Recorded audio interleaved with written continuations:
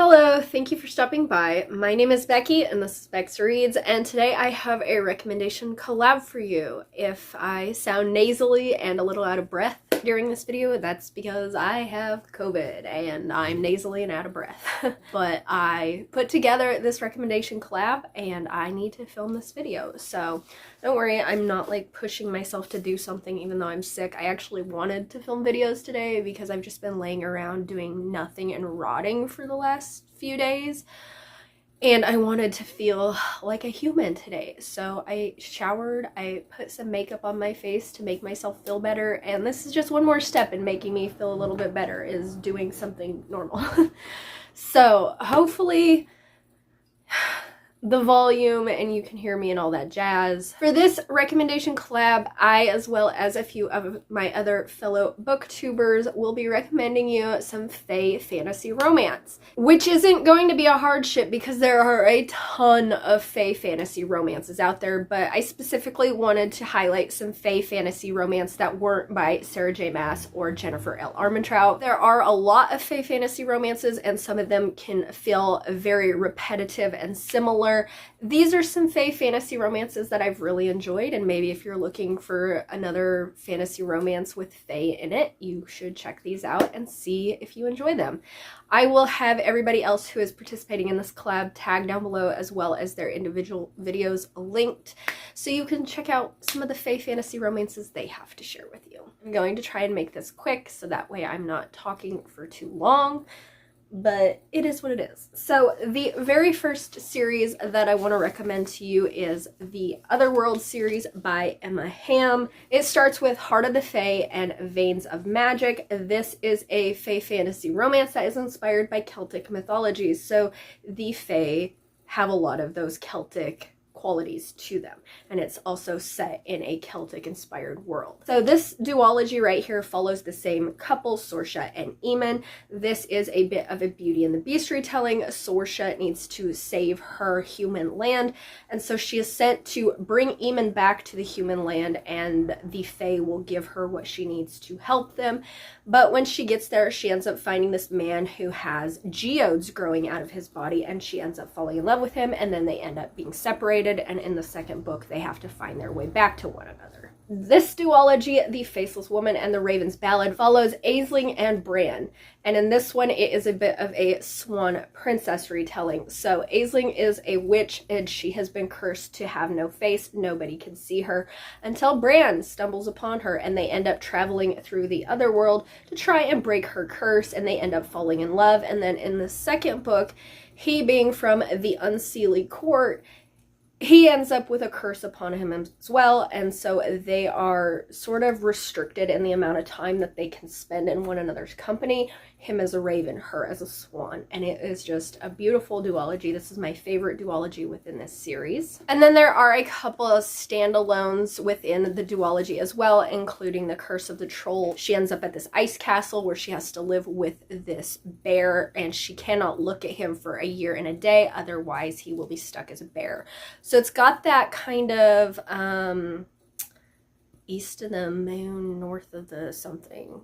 I can't remember what that fairy tale is, but it's got those vibes as well. But I really like this. And then the other one was something to do with a mermaid. It was my least favorite, so I don't have it. But I really enjoyed this series overall. And if you are looking for a fae fantasy romance series to just dive into, they're quick reads, definitely check these out. My next recommendation is a series that I've talked a lot about this year, and that is the Inkwater series by Atlee Wykes. This is a series that revolves around the Ice Fae and the people that are sort of at war with the Ice Fae. So in this one we are following Mardella, who is actually an Inkwater witch. She lives in this enchanted swamp, and she is captured by Rorik, who is the Ice Fae prince, and he wants her to remove the curse on his kingdom that are killing his people. The only problem is she is not the one who has put this curse on his kingdom, and despite her telling him this, he does not believe her. So they journey through this swamp with his band of friends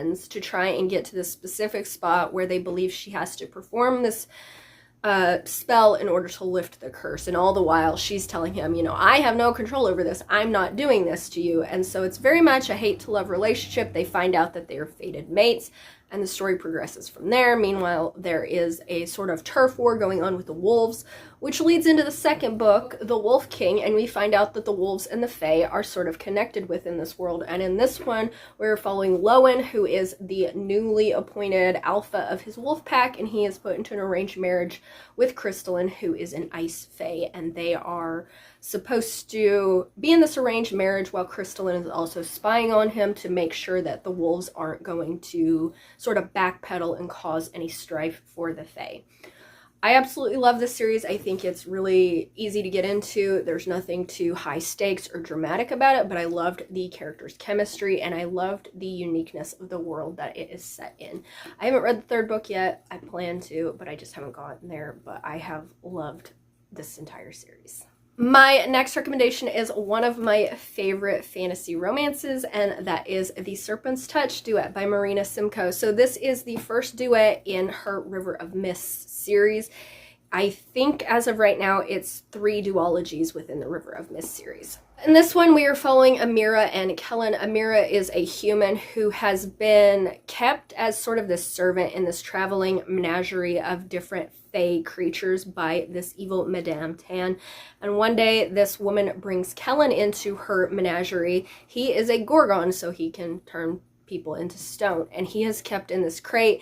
And when Amira becomes curious, she starts to befriend him, and she starts to think of ways to help him escape this fate. And through them working together to get him out of this situation, they end up going back to the Fae realm where some twists happen. They get separated, and Amira really has to come into her own as a person and develop her character in such a fantastic way. If you are looking for a friends to lovers fantasy romance, I highly suggest this one. It's kind of low on the spice scale, but I love their chemistry. And again, I just love the uniqueness of the Fae world, because in here, Fae are different creatures. They're not just Fae. We have Gorgons, we have winged Fae, we have gargoyles, we have dragon shifters. There's just a whole bunch of Fae in this realm, and the way that Marina describes each location within this realm is so beautiful and whimsical. So I highly recommend this one. My next Fae fantasy romance recommendation is a newer one that I read, and that is The Prince of Prohibition. And this is sort of cheating because I wouldn't really call this a fantasy romance as much as a paranormal romance, because this does take place in our real world. It takes place in the 1920s New York, so it's not that fantastical.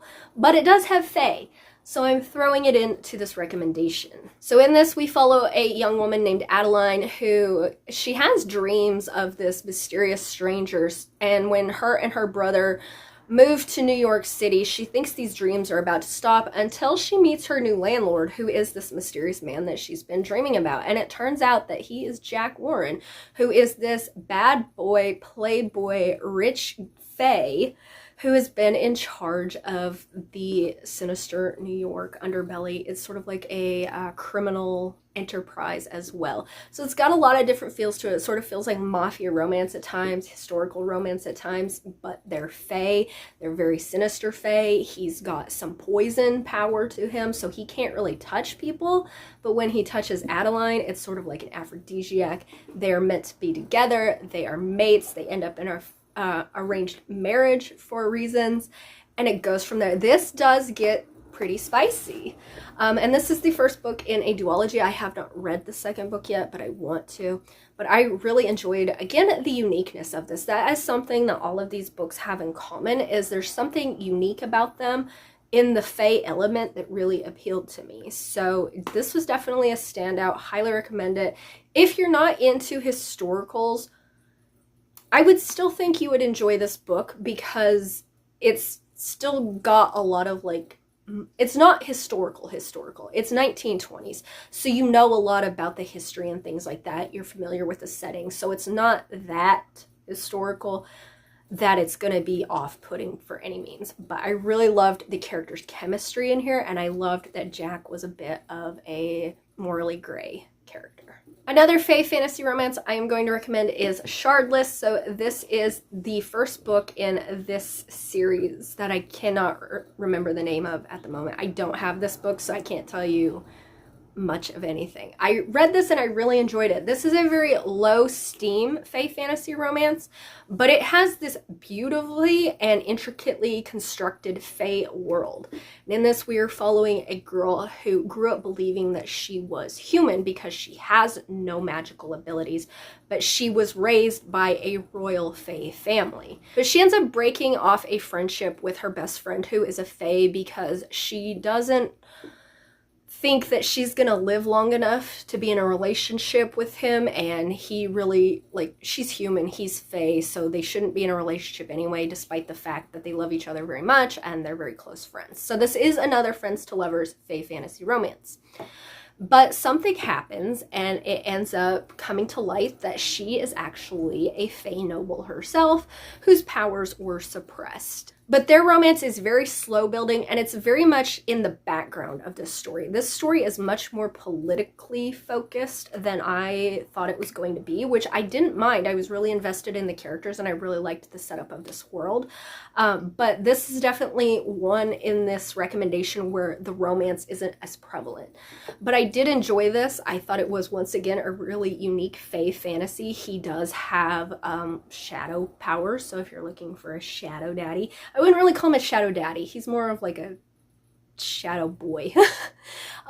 Because this isn't super spicy by any means, but it does have fae. It is a romance, so I thought I'd throw it in here just because it's a unique one that I've never heard anybody talk about. My last recommendation is probably the most popular of the books that I've recommended, and that's going to be the Plated Prisoner series by Raven Kennedy. This is probably up there with Sarah J. Maas and Jennifer L. Armentrout as far as fae fantasy romances go, but it's neither of those, so I'm throwing it in here. This is a King Midas retelling in which we're following AREN, who is kept as a prisoner by Midas. She is all gold. And she is in this cage for the longest time until something happens, and then she gets to experience freedom. And she really is this character who, she doesn't have a lot of backbone. It takes her quite a while to figure out who she is as a person and how to navigate this freedom that she has, and see the relationship that she had with Midas as very toxic because she's always defended him and seen like he was protecting her. But now that she's free and she's getting all this insight into the world around her, she's realizing that that's not the case, and she wasn't being protected as much as abused. And this is a 6-book series, so a lot is explored within it. Different relationship dynamics are explored within it. She really learns to come into her power and accept her power. Spoiler alert, she is a fae. There are fae in this world, so that's why I'm throwing it in here. But I really loved most of the books in this series. I will say, like, it reached its peak in the middle. Those were my favorite books, and then it started dropping off slowly. So my enjoyment of this series started out high, and it just went up, and then it started to fizzle out a little bit because I felt like the story just got repetitive and it started to drag out the same old storylines. But I am excited to see how this series wraps up with the final book when it does come out. So those were some of my recommendations for fae fantasy romance that I think you should check out. Let me know down in the comments if you've read any of these or if you plan to read any of them, or let me know what your favorite fae fantasy romance is that isn't like a super popular one. And once again, thank you to the lovely booktubers who collaborated with me on this. Be sure to check out their channels and their recommendations down below. But if you don't feel like commenting any of the things that I suggested, could you just leave me a fairy emoji, please? And with that, thank you so much for watching, and until my next video, go read a fae fantasy romance. Bye!